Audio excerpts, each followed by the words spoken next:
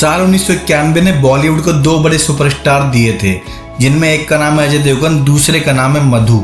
दोनों ने ही मूवी फूल और कांटे से अपना डेब्यू किया था और आज भी अपने अपने फील्ड में काफ़ी अच्छा काम कर रहे हैं। मधु ने कुछ टाइम पर हिंदी फिल्में छोड़ दी, बाद में साउथ चले गई, जहाँ पर रोजा जैसी, बॉम्बे जैसी फिल्मों में नाम कमाया।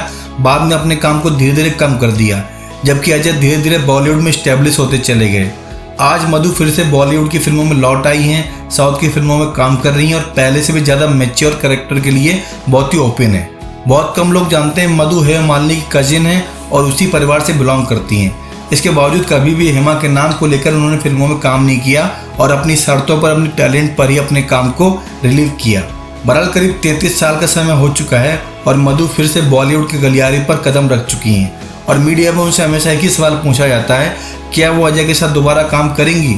जवाब के तौर पर मधु बहुत ही दिलचस्प आंसर देती हैं। मधु के अकॉर्डिंग क्या पूरी तरीके से बॉलीवुड के स्क्रीन प्ले में चेंजेज आ गए हैं। आज की एक्ट्रेसेस 90s की तरह बिहेव नहीं करती, यानी ना तो पेड़ों के पीछे सिर्फ गाना गाती हैं और ना ही आइटम सॉन्ग करने के लिए कास्ट की जाती हैं। अब उनको भी कैरेक्टर रोल्स बहुत ही पावरफुल तरीके से मिल रहे हैं। हालांकि जब एक पत्रकार ने मधु से बहुत ही इंटरेस्टिंग सवाल पूछा कि क्या वो फिल्मों में अजय देवगन की मां का रोल करेंगी, तब उन्होंने मना कर दिया। लेकिन बाद में दूसरे इंटरव्यू के जरिए मधु ने बहुत ही तगड़ा जवाब दिया है। मधु ने बोला कि मैं किसी भी तरह के रोल करने के लिए पूरी तरीके से ओपन हूँ और मुझे अगर अजय की मां का रोल करने को भी कहा जाएगा, इसे भी चैलेंज के तौर पर लेना पड़ेगा, बिकॉज अजय मुझसे बहुत बड़े हैं। ऐसे में किसी बड़ी उम्र के एक्टर की मां बनना बहुत ही चैलेंजिंग होता है अपने कैरेक्टर के हिसाब से, अपने क्राफ्ट के अकॉर्डिंग। इसके साथ मधु ने सफाई भी दी कि पिछले इंटरव्यू में उनको बहुत ही गलत तरीके से लिया गया था। उन्होंने बस ये कहा था कि अब मैं एक्ट्रेस के तौर पर इवॉल्व हो चुकी हूँ और अपनी बात को सही तरीके से रखना चाहती हूँ।